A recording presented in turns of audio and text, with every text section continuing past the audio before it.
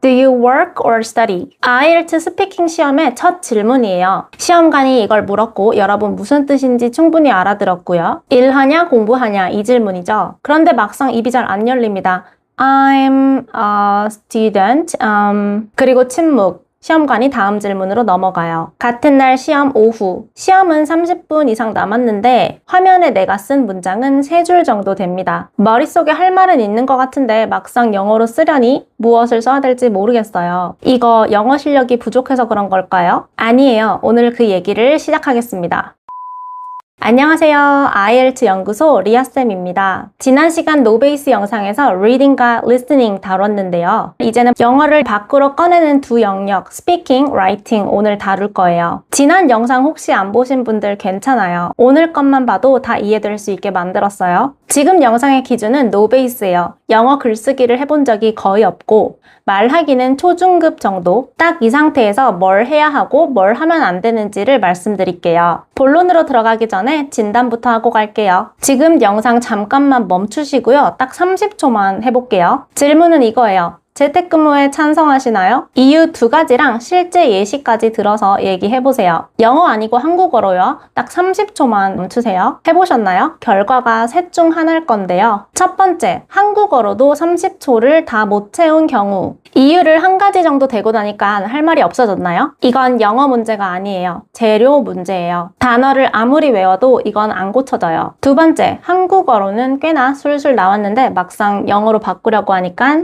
모르겠어요. 즉, 재료는 있는데 꺼내는 통로가 없는 경우예요. 아마 이 단계에 있으신 분들 많을 겁니다. 세 번째, 영어로 어떻게든 말은 나왔는데 막상 말하고 나니 뒤죽박죽 다 섞여서 무슨 말인지 정리가 안 되는 경우. 구조 문제입니다. 이 상태에서 시험 보면 아무리 많은 답변 외워도 5.5 넘지 못해요. 즉, 재료 없음, 통로 없음, 구조 없음. 이 3가지를 다룰게요. 그리고 오늘 전체 영상을 관통하는 1가지 문장 드릴게요. 한국어로 못하는 말은 영어로도 못해요. 이걸 여러분이 진심으로 인정하는 순간 영어 공부법이 통째로 바뀔 수 있어요. 대원칙 하나 세우고 갈게요.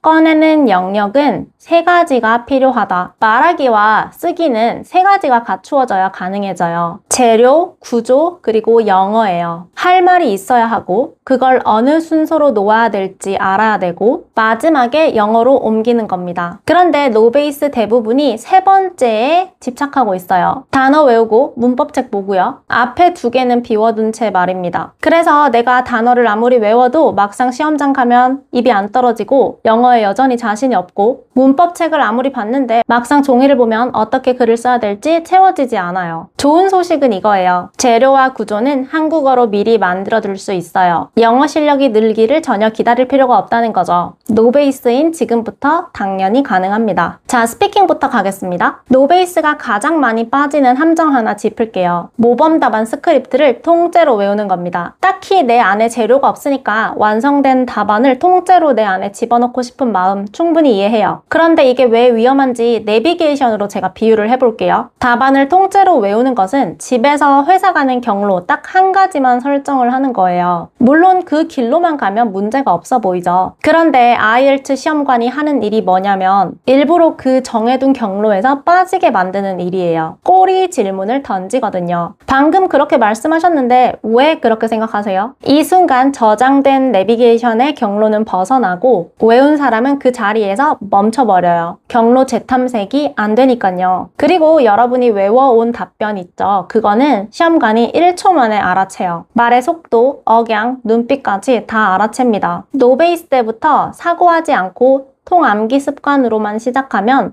나중에 그 습관 빼는데 더 오래 걸려요. 그럼 노베이스는 뭘 해야 되냐? 말하기는 암기가 아니라 조립이에요. 그리고 노베이스 단계는 조립할 때가 아니라 부품을 모으고 조립대를 차리는 시기입니다. 이 시기에 해둘 게 3가지가 있어요. 3가지 모두 오늘 밤부터 당장 할 수 있는 거예요. 첫 번째, 스피킹 기출 문제를 소리내서 읽는 거예요. 답변 말고 문제입니다. 캠브리지 교재 사시면 맨 뒤에 문제 리스트들이 있어요. 하루에 파트별로 질문 5개, 6개만 소리내서 읽으면서 이 질문이 정확히 무엇을 묻는 것인지 파악하세요. 이 단순한 훈련이 3가지를 동시에 해결합니다. 첫 번째, 질문을 이해하는 힘이 생겨요. 시험장에서 질문을 못 알아들으면 답변 실력이고 영어 실력이고 그런 거 다 소용없어요. 두 번째, 기출문제 자체가 문장이 굉장히 깔끔해서 읽는 것 자체가 문장 감각 공부에 도움이 됩니다. 세 번째, 입 근육이 풀려요. 머슬 메모리라는 말이 있어요. 우리 근육도 기억력이 있다는 건데요. 영어를 많이 써보지 않은 입은 굳어 있거든요. 근육 한 번도 안 쓰다가 갑자기 운동 막 하면은 우리 온몸이 쑤시잖아요. 그거랑 같은 원리예요. 매일매일 머슬 메모리를 강화시키는 훈련을 루틴으로 만들 거예요. 나중에 시험장에서 풀 입 근육을 미리미리 매일매일 푸는 습관을 만들게요. 아까 처음에 진단할 때 통로가 없다라고 나오신 분들 특히 방법이 그 통로를 뚫는 첫 삽입니다. 두 번째, 내 이야기 재료를 미리 한국어로 만들어 놓는 거예요. 제가 처음 올렸던 영상에서 스피킹 만능 치트키 이야기를 했는데요. 간단하게 다시 설명할게요. 제주도 여행이라는 키워드를 하나 잡아서 존경하는 사람을 물었을 때 제주도에서 만난 게스트하우스 사장님 이야기하기. 제가 이런 얘기 했었죠. 그리고 아끼는 물건이 뭐야? 라고 물었을 때 제주도 편집샵에서 샀던 기념품 이야기하기. 키워드 하나로 여행 이야기, 물건 이야기, 존경하는 인물 이야기 모두 끝낼 수 있어요.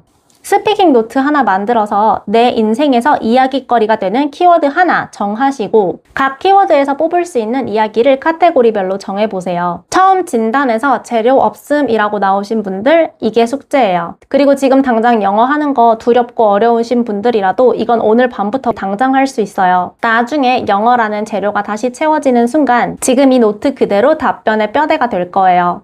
세 번째, 리스닝 스크립트를 소리내서 읽는 겁니다. 캠브리지 기출 뒤에 리스닝 스크립트가 다 수록이 되어 있는데요. 보통 이게 뭐냐면 실제 사람들이 주고받을 수 있는 대화들이에요. 시험에 직접 나올 수준으로 검증이 됐고 이미 리스닝 문제 풀면서 한번 경험해본 데이터니까 내 입으로 나갈 준비가 제일 잘 된 컨텐츠이기도 합니다. 결국 여러분이 시험장에서 쓰게 될 문장들은요, 내 입 근육이 한 번 이상 경험을 해본 문장들일 거예요. 내가 내 입으로 말하고 그 말하는 걸 내 귀로 들었던 그 문장들만 결국에 쓸 거예요. 눈으로만 본 문장은 절대 입 밖으로 나오지 않아요. 그리고 스피킹 파트 2 이야기 하나 하고 갈게요. 2분 정도 혼자 말하는 그 파트. 다들 아시죠? 그런데 2부는 생각보다 우리가 구조적으로 말하기를 보여줄 수 있는 아주 강력한 우리만의 아이템을 뽐낼 수 있는 파트이기도 해요. 그래서 이렇게 구조적으로 잘 말하고 길게 말할 수 있는 방법들을 잘 담은 전자책은 제가 홈페이지에도 올려놨거든요. 그래서 필요하신 분들 다운받아 가셔서 공부하는데 크게 도움이 되셨으면 좋겠어요. 그리고 이 구조적으로 말하는 방법은 제가 라이팅에서 또 같은 개념으로 다룰 거예요. 그래서 이제 라이팅으로 한번 넘어와 볼게요. 이게 참 방향을 잘못 잡으면 반년 동안 공부를 했다고 했을 때 다시 올바른 방향으로 되돌리기에 2배, 3배 이상의 시간과 노력이 걸려요. 그래서 첫 단추를 잘 깨내고 올바른 방향으로 공부를 하는 것이 정말 중요한데요. 제가 누누이 말하지만 IELTS 라이팅은 영어 시험이 아니에요. 영어 논술 시험이에요. 논술이 뭐죠? 어떤 문제에 대한 내 입장을 정하고 근거를 대고 상대를 설득하는 글이에요. 대입 논술 준비해보신 분들 더 공감 가실 건데요. 단순히 내가 국어 잘한다 라고 논술 잘하는 거 아니죠. 내가 할 말이 있어야 되고 논리를 세워야 됩니다. IELTS 라이팅도 똑같아요. 단지 영어를 잘해서 7.0이 나오는 게 아니라 질문에 정확하게 답하고 근거를 논리적으로 전개해야 7.0이 나옵니다. 어려운 단어를 몇 개 썼느냐가 중요한 것이 아니라 내가 무슨 말을 하는지 채점관이 한 번에 술술 읽히게 적는 것이 관건이에요. 그래서 아까 그 문장이 다시 나옵니다. 한국어로 못 쓰는 글은 영어로도 못 쓴다. 그럼 하지 말아야 할 것들 먼저 알려드릴게요. No base writing은 무엇을 많이 하냐 가 중요한 것이 아니라 처음부터 뭘 안 하느냐 이것이 더 중요해요. 첫 번째, 모범 답안 외우지 마세요. 절대로. 잘 쓴 답안을 보면 괜히 이런 생각이 들죠. 이 문단 통째로 외워두면 비슷한 문제 나오면 단어만 바꿔 끼워가지고 같이 쓸 수 있겠다. 그런데 모범 답안은 완성된 건물이지 설계도가 아니에요. 삐까번쩍하게 지어놓은 완성된 아파트를 아무리 구경 다녀도 절대 건물 짓는 법은 못 배우잖아요. 배우려면 설계도를 봐야죠.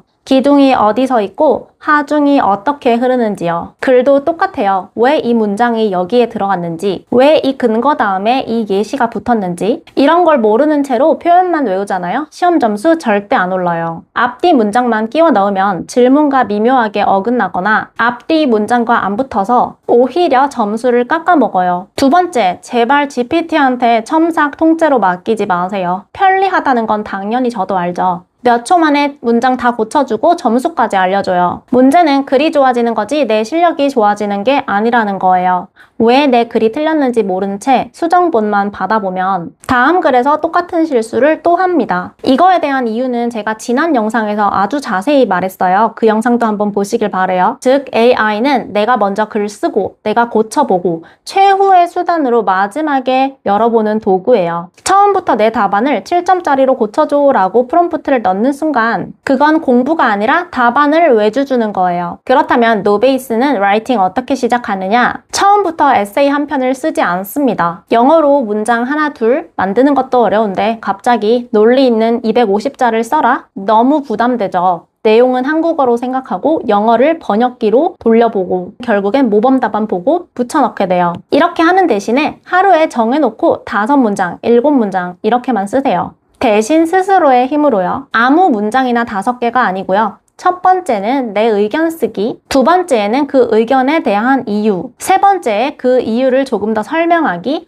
네 번째에 구체적인 예시, 다섯 번째에 다시 한번 주장에 대한 핵심 정리. 아까 스피킹 파트에서 말씀드린 구조적 말하기랑 구조적 글쓰기랑 비슷한 결이에요. 이게 바로 입으로 나가면 스피킹 파트 2고 타이핑을 치게 되면 라이팅이 되는 거죠. 재택근무에 관련된 문제로 한번 해볼게요. 먼저 한국어로 제가 쓴 거 한번 읽어볼게요. 저는 재택근무가 직장인에게 도움이 된다고 생각합니다. 왜냐하면 출퇴근에 쓰는 시간을 줄일 수 있기 때문입니다. 절약한 시간은 휴식이나 자기 개발에 쓸 수 있어요. 예를 들면 매일 2시간을 출퇴근에 사용하는 사람은 일주일에 10시간을 아낄 수가 있어요. 따라서 재택근무는 직장인의 삶의 질을 높일 수 있습니다. 이걸 우리 영어로 한번 옮겨볼게요. I think working from home is good for office workers.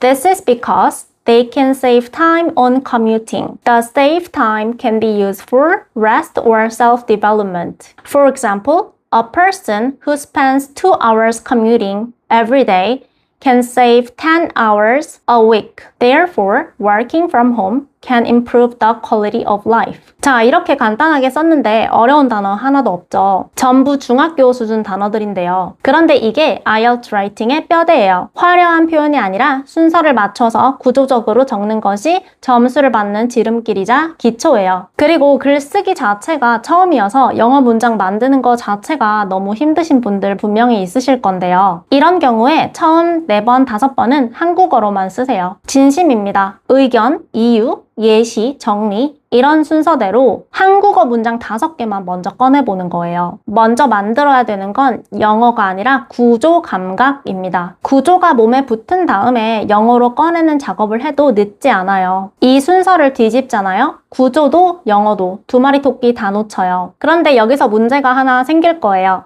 매일매일 이렇게 문단 쓰기를 해보다가요. 어느 순간 이런 생각이 들 거예요. 내가 이렇게 쓰고 있는 거 맞나? 그리고 여기에 조금 더 공부를 하게 되면 그 다음 스텝으로 대부분 이렇게 연결어를 씁니다. Firstly, moreover, in addition 이런 것들이요. 왜냐면 이런 것들 많이 넣고 나면 글이 좀 있어 보이거든요. 이해하기 쉽게 예를 하나 들어볼게요. Firstly, working from home saves time. Moreover, people do not have to spend time on commuting. 연결어가 지금 2개 들어갔죠. 꽤나 논리가 있어 보여요. 이제 연결어 지어볼게요. Working from home saves time. People do not have to spend time on commuting. 어떠세요? 같은 말 그냥 2번 한 거죠? 연결어가 있을 땐 논리적인 것 같아 보였는데 연결어 싹 지우고 나니까 그냥 같은 말 2번 한 게 돼버렸어요. 채점가는 이걸 볼 줄 알거든요. 그래서 제가 이거 이렇게 고치세요 라고 이야기를 하면 여러분들은 그냥 이렇게 고치면 되는구나 하고 영상 보고 넘길 거예요. 또 다음 글에서 못 볼 거예요. 필요한 건 답이 아니라 볼 수 있는 눈을 만드는 거거든요. 그리고 이 눈은 제가 설명하는 거 몇 번 듣는 걸로 만들어지는 것이 아니에요. 직접 내 글을 놓고 진단을 해봐야 되거든요. 그래서 그 눈을 만드는 강의를 제가 무료로 2가지 열어놨어요. 1강에서는 실제 5.5짜리 답안을 놓고 이 글이 왜 5.5인지 4군데에서 진단을 할 거예요. 2강에서는 애매하기만 했던 IELTS 채점 기준을 여러분이 직접 쓸 수 있는 진단표로 만들 거예요. 너무 유용하겠죠? 그래서 제가 증상들을 다 진단을 해서 어떤 처방이 나가면 좋은지까지 알려드리고 있거든요. 노베이스라서 라이팅 정말 부담되실 수 있는데 하나만 말씀드릴게요. 1강 미션이 답안 쓰기인데요. 250단어 다 안 쓰셔도 되니까 오늘 제가 말씀드린 5가지 문장 만들기 그거 하나만 써볼게요. 5문단이면 충분히 진단 나와요. 자, 오늘 영상 정리할게요. 노베이스는 공부량이 부족해서 문제가 아니에요. 잘못된 방향으로 열심히 가는 거예요. 잘못된지도 모르고요. 영어 실력이 부족한 건 시간이 지나면 해결될 수 있어요. 그런데 잘못 굳어진 습관은 오랜 시간이 지날수록 화석화돼서 더 고치기가 힘들어요. 특히 오늘 다룬 스피킹, 라이팅은 더 꼼꼼하게 올바른 방향으로 공부해야 된다는 거 제가 오늘 알려드린 방법 적용하셔서 도움 많이 받으셨으면 좋겠고요. 저는 계속해서 여러분들이 비싼 IELTS 시험료 낭비하지 않도록 실제 점수로 연결되는 공부법 계속해서 정리해드릴게요. 그럼 다음 시간에 만나요. 안녕!